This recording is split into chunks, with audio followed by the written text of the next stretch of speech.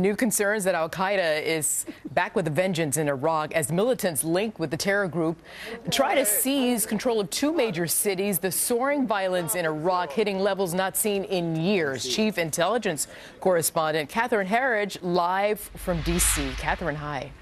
Well, thank you, Arthel. Two of the most important cities in Iraq, where the bulk of U.S. lives were lost in the war, are now under siege and at risk of falling to Al-Qaeda extremists. After 4 days of fighting, militants carrying the black flag synonymous with Al-Qaeda set fire to police stations, released extremists from jail, and occupied mosques where they are broadcasting a call to join the jihad in Syria. This area has remained the center of Sunni extremism since U.S. troops pulled out in 2011.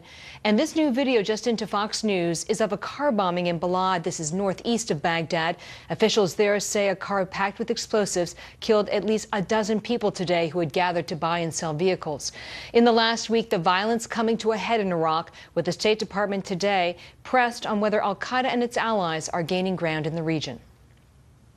In some places, as I said, I think to Matt's question, either Al-Qaeda affiliates or groups that may share some sort of extremist ideology with Al-Qaeda, that in some places, particularly because of the civil war in Syria, have taken advantage of the security situation to perpetrate terrorist attacks. That's certainly what we've seen in Iraq.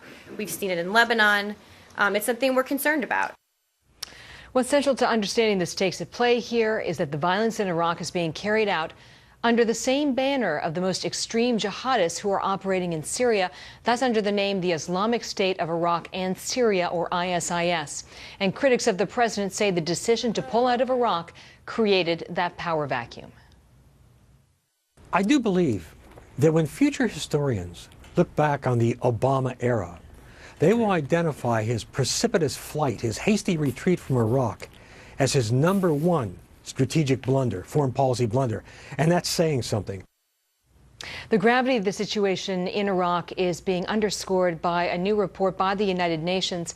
It's an assessment of the violence in Iraq, and it says that nearly 8,000 civilians were killed last year, and this is one of the highest death tolls of civilians in recent memory, Arthel. Catherine Herridge, thank you very much. You're welcome. Okay. Is the administration... I am for the Saints. I'm from New Orleans. You know I'm from for the Saints.